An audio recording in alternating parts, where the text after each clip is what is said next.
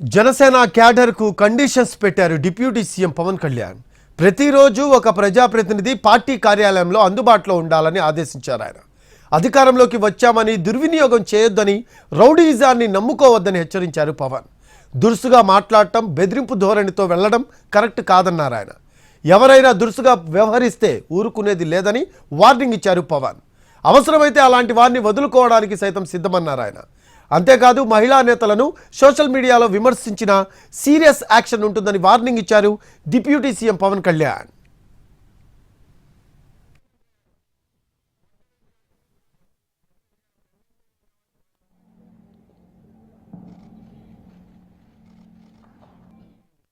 ఇలాంటి ఒక గుండా పార్టీని ఎదుర్కొని వచ్చిన వాడిని మీరు నన్ను బెదిరించగలరా? మీరు ఆలోచించాలి. కొంచెం లోతుగా మీరు అధ్యయనం చేయాలి దాన్ని.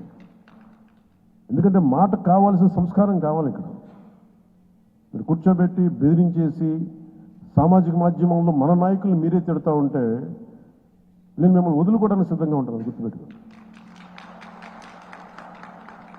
అది మీరు నాకు ఎంత లాయలిస్టులు వ్యక్తిగతంగా అయినప్పటికీ కూడా, మీరు నా కమిటెడ్ లాయలిస్టులు అయినప్పటికీ కూడా, ప్రజాస్వామ్యానికి విఘాతం కలిగించిన, రౌడిజం చేసిన నేను వదులుకోవడానికి సిద్ధంగా ఉంటాను.